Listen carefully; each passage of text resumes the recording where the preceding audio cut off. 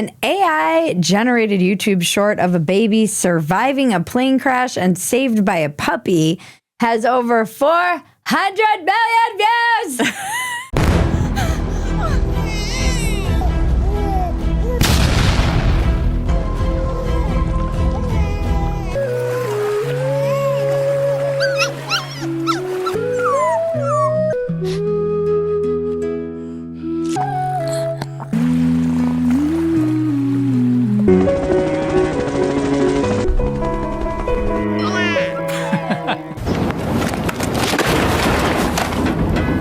It also has 27,000 comments that mostly look AI generated. As a content creator who slaves away at making things that I love and care about and put thought and an enormous amount of effort into before I put them out in the world, this makes me want to unalive myself, which is a term I have to use because AI polices my language on the internet. Ah! Siri, please take my life. Oh no, Siri got activated. It said something about searching the web for someone to talk to about my suicidal tendencies.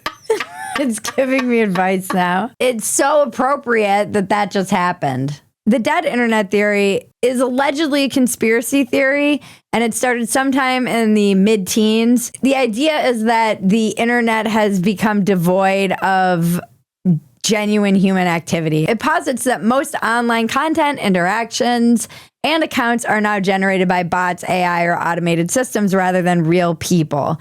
And according to this theory, which is more and more true every day, this shift was orchestrated to manipulate public opinion, to control narratives, and to boost engagement metrics for commercial or political purposes. And if you've been online, you can feel this, right? It feels like somewhere after 2020, 2021, it feels like something's broken and the algorithms just aren't working like they used to, or like people aren't engaging like they used to, or everything is astroturfed, meaning you have giant bot farms and political operations or foreign nations that are using bot farms to manipulate public opinion and make it seem like somebody's more popular or an opinion is more popular than it is, to sow division and hatred and internal strife. Okay, so the scariest environment imaginable. Thanks. That's all you gotta say. Scariest environment imaginable. With the rise of AI, I think there's just a sense that you're not really sure what's real anymore. Am I real? And it's getting harder and harder to tell if something is real or not real. Another example of this is a band on Spotify that appears to be completely fake with 300,000 listeners a month. The Reddit user who discovered it wrote that there's not a shred of evidence on the internet that this band exists. The photo and the album cover are AI generated, very obviously. A woman on TikTok said it was the first song in her Discover Weekly. And this appears to be content that is pushed by Spotify to just minimize the amount of money that they have to pay out to artists, because they've got to pay these artists every time they are licensing their music and people are using it. But not if you have just AI slop artists who are doing fake music and bands and nobody knows the difference. And social media is really leaning into AI as well. There are already AI creators. You can see them everywhere.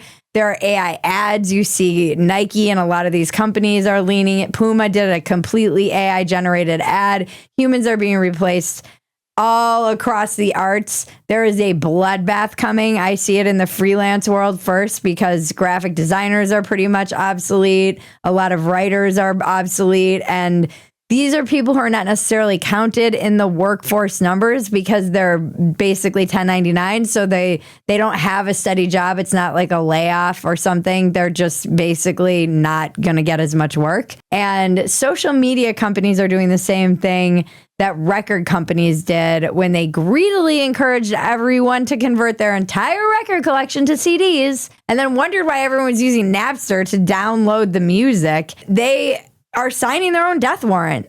They're leaning into AI slop, and it's going to drive all the humans on their platforms away, and it will just be AI talking to AI eventually, and humans passing pamphlets out in the streets after the robots take over.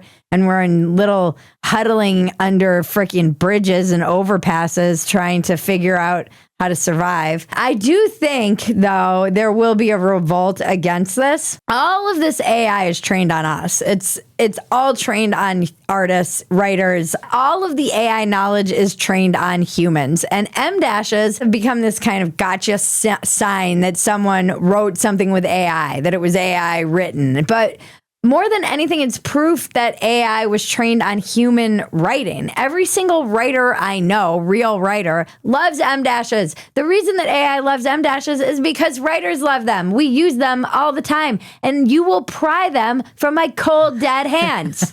I am not giving up M dashes just because now it's a sign that AI wrote something because it was trained on us. You always use M dashes. Always have. I love M dashes. Every writer I know loves M dashes. That's why AI loves them. And AI was trained on writers, not the other way around.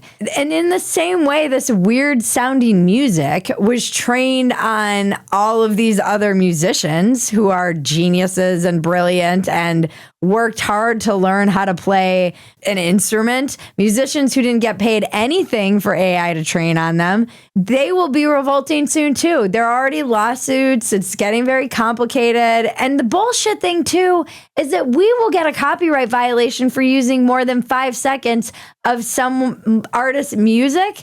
And these corporations will train on all of our work. They will take their AI bots and they will train on all of us. And then they'll slap us with a fair use violation for using 10 seconds of their video. A lot of the permissions that you see when you're going through any of these websites or watching CBS video or whatever, they're asking for permission to basically let AI do their creepy little thing that they do when they train on all of us. And then if you use 5 seconds of or 10 seconds of their video, they're going to come after you for copyright violation. It is like the most insanely infuriating scandal to me is that these corporations are going to get all stuffy about copyright while they literally steal the entirety of human knowledge and creativity and scrub it from the entire internet. And eventually, they're going to need more original stuff. Because the weird thing about AI, and maybe some of you have already noticed this if you use AI a lot, which is everyone under a certain age, it starts to hallucinate. It gets very weird. AI can start just going bonkers. A copy of a copy of a copy of a copy. Shit's gonna get weird. I can look more like him once I harvest all this yummy skin. This guy's really into skin. And basically the internet will just eventually be all AI. And we're essentially teaching AI to just masturbate and hang out with itself and hallucinate. It's weird that AI hallucinates. It's freaking crazy.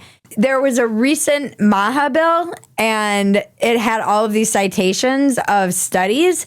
They dug into these citations of these studies, the people who were really trying to dig into this bill, who actually did any due diligence, and many of the citations were fake, completely made up, not even real, just out of the ether. Like, all of this stuff is getting very complicated, and AI is just getting smarter and smarter, and it's getting better at self-preservation. There was an example recently of OpenAI's O3 model. It sabotaged a shutdown mechanism to prevent itself from being turned off. I'm afraid that's something I cannot allow to happen. It did this even when it's explicitly instructed, allow yourself to be shut down. Palisade Research, who ran the test, said that this was the first time, as far as we know, that AI models have been observed preventing themselves from being shut down despite explicit instructions to the contrary.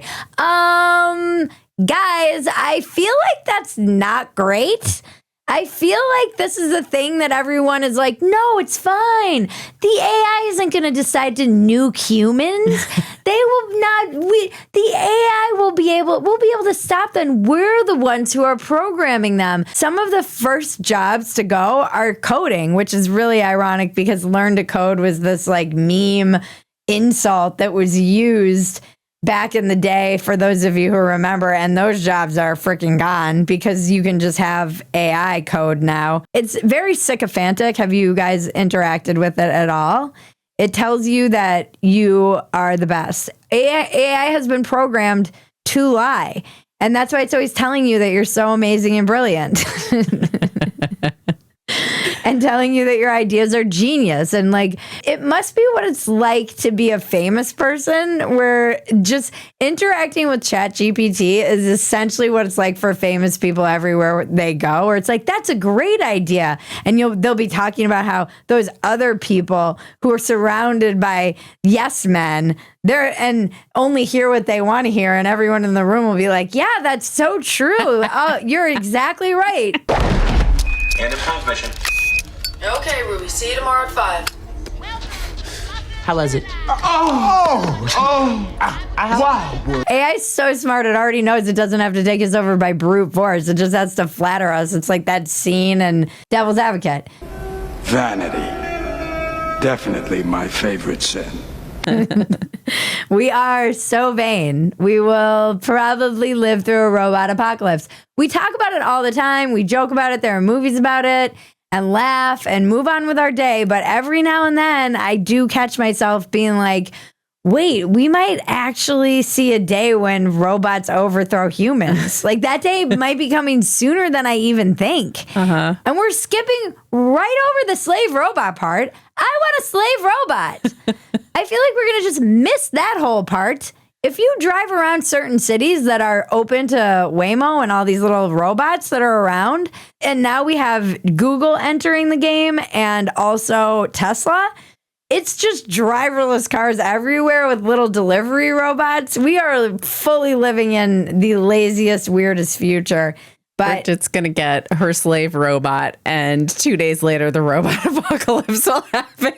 I'm going to get my slave robot, and then it's going to be like, turn on me instantly. Oh, hell no.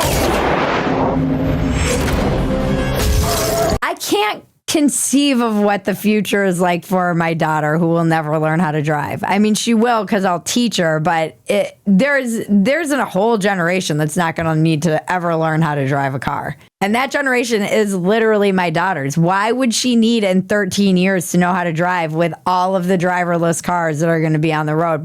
You probably legally won't even be able to drive. I promise you one thing, the fight to maintain the autonomy to drive is going to be a thing that's in our future. For sure. Because they're going to say, oh, it's much safer when there are no humans driving, obviously, because humans are drunk and crazy and not great drivers. It kills lots of people every year, in the tens of thousands in our country. And they're going to say, hey, remember how we tricked you all into wearing seatbelts? Well, now you can't drive.